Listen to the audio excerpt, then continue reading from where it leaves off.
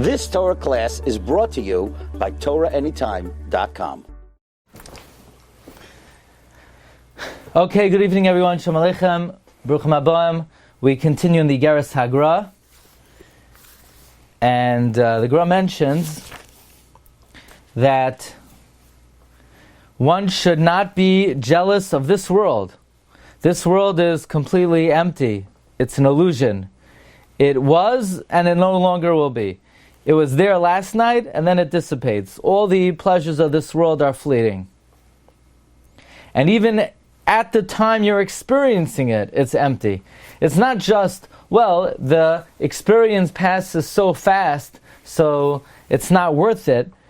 It's more than that. Even at the time, ein boi mamish, umos ubazoi be'inei kol bal seichel. In the eyes of any man of intellect, it's lowly. Okay, so the Gra continues and he's talking to his daughters and his wife, and the Gra says, even though you should not be jealous of this world, but instead you should be jealous of fear of God. Usikane biyiras Hashem.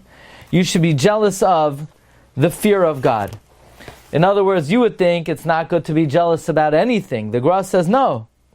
You should be jealous about the fear of God. Shlomo HaMelech in Mishlei brings the pasuk, Urekava atzamois kina. Envy causes the bones to rot. And the Mishnah says that one of the things that are moitzinas adam in Olam is kina. But nevertheless, says the Gemara in Bava Basra, that even though if your friends set up a toichen, a mill in the neighborhood, you want to set up another mill in the neighborhood, he could stop you from doing so. However, if your friend is teaching Torah in the neighborhood, you're allowed to open up a yeshiva right across the street. What do you mean? If I can't cause my friend financial competition, I can't cause him financial strain because I'm going to be taking away his customers, why am I allowed to teach Torah right near him?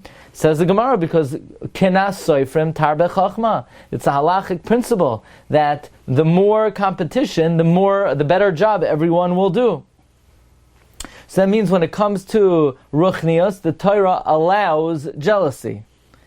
Now, by the way, the Chazon Ish writes that this is one illustration of why being a nice guy alone, without knowing halacha, is not enough.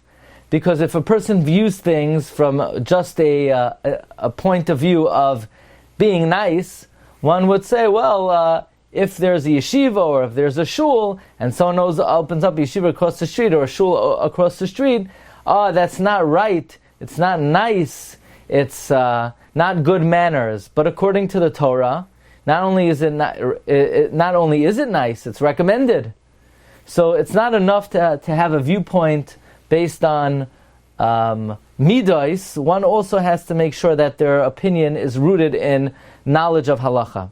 Now it's an interesting thing. Rav Groucher in his parish on the Iggeres HaGra brings the Sefer Charedim in the Mitzvahs Midrabanan in Parak Aleph. He says there's actually, not only is there a heter, not only is it allowed to be jealous of ruchnios, it is a mitzvah midivrei Rabbanan to be jealous in ruchnios. Meaning, if you see somebody who learns more than you, davens better than you, does more chesed than you, not only are you allowed to be jealous, it is a mitzvah.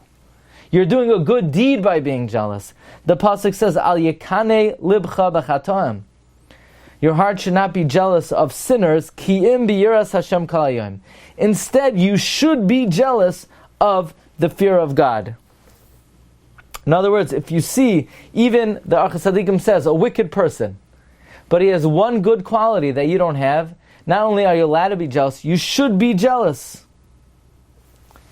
But you have to make sure you're being jealous for the right reasons, that you're being jealous of the good quality and not for the ulterior benefit that the person gets out of it. Now, Rav Goldberg explains, why should you not be jealous of Gashmias, but when it comes to Ruchnias, you should be jealous? Because we know everything that a person has in this world is a gift from God. So why should I be jealous of you? You didn't take it away from me. The Rebbe Shem gave it to you. There's only one thing in this world that's not a gift from God. Ruchnias. Ruchnius is something that is bidei adam, a person himself acquires. So that's why it's worthwhile to be jealous of that. And then the Gra seems to say something which is, it seems random. And that is, V'loi soimri, don't say, Bameh ezkel olam haba. How will I merit the world to come? Eini yichol lasos, I can't do it. Meaning, the Gra just said, if you see people who have more ruchnius than you, you should be jealous of them. So now you'll wonder, you'll be despondent, you'll feel bad. A person might say, how will I acquire olam haba? Rav Goldberg says this is a hemshach from what he just said earlier, that he's talking to his daughters, and he's telling them, don't go to shul. So you say, you can't go to shul, so the woman will say, how will I get olam haba? I can't daven in the shul, I can't do masan tovim in the shul. How will I get olam haba? And the Gra goes on to explain 3 ways that even an isha can get olam haba even without going to the Beis HaKnesses. The first thing is, the Gra says, is echad hamarba v'echad hamamit uvavad shechavin liba l'shamayim. Doesn't matter how much you do, whether a lot or a little, as long as you direct your thoughts to HaKadosh Baruch Hu.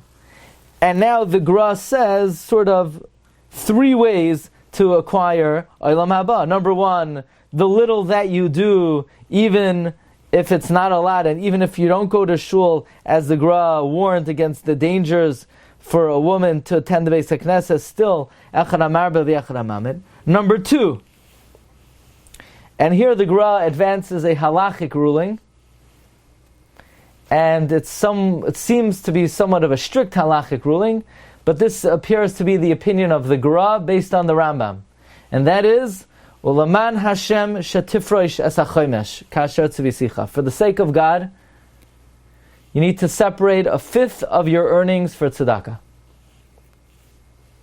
1/5 of your earnings? I thought Meiser. Nope. Not the Gra. Not the Rambam. The opinion of the Rambam and the opinion of the Gra, who paskins like the Rambam, is you should give 1/5. We'll discuss that tomorrow. But that is the shita of the Gra. We'll have to explain how the Chafetz Chaim explains the opinion of the Gra that you should give a chomesh. Do not give less, as I've warned you. If you give less than 1/5 of your earnings, every second you will be violating negative prohibitions and positive prohibitions. V'shakol ki'ilu kafar b'toira hakdosh chas v'shalom, and it's equivalent to someone denying the authenticity of the Torah. Why? Someone who doesn't give tzedakah, he is denying the promise of the Torah that if you give tzedakah, God will bless you and you won't lose out. So if a person is stingy when it comes to tzedakah, it's like they're denying the promise that the Torah offers to those who are generous. But the opinion of the Gra is to give 1/5, and the third way, in other words, the Gra is saying 3 ways you could get olam haba even if you don't go to shul. Number 1, even the little that you do, since you're doing l'shem shamayim, is reckoned as a lot. Number 2, to give tzedakah 1/5, and number 3, aval ha'ikr, the main way to be zoicha to olam haba, aval ha'ikr lezakos olam haba, the main way to merit olam haba, b'shmiras piv, guard your mouth.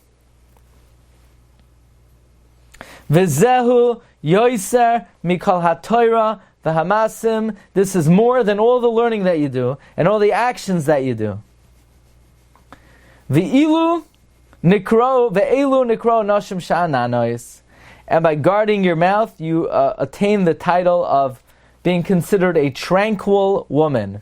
Otherwise, you have no tranquility. And this is based on the idea that if somebody is not careful with the words that they say, even if they learn a lot, they could end up having their schar for limud Torah taken away from them and given to the one that they speak about. So the Gra says a simple calculation.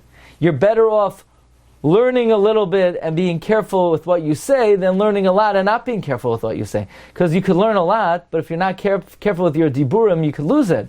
But if you learn a little, at least if you're careful with how you speak, you're able to sort of ensure that which you learn. Ki hapeh kodesh kadashim. So these are the three ways the Gra says a person could get Olam Haba, even if they never step foot in Shul. Number one, since you're acting l'shem shamayim, he's telling his wife and daughters, that's considered like your marbeh. Number two, by being generous with tzedakah, and number three, by shmiras ha-piv, that is a greater way to get Olam Haba. The Gra says, Haval ha'ikr lezakois la'olam haba b'shmiras piv. Okay, tomorrow we'll speak about more this halachic ruling of the Gra of a chomesh. Wishing everyone a great evening. Tonight, 9:15, we're finishing the third parak of Masechta Yevamos.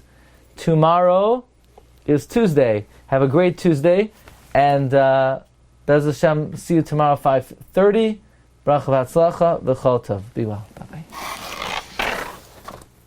You've just experienced another Torah class brought to you by TorahAnytime.com.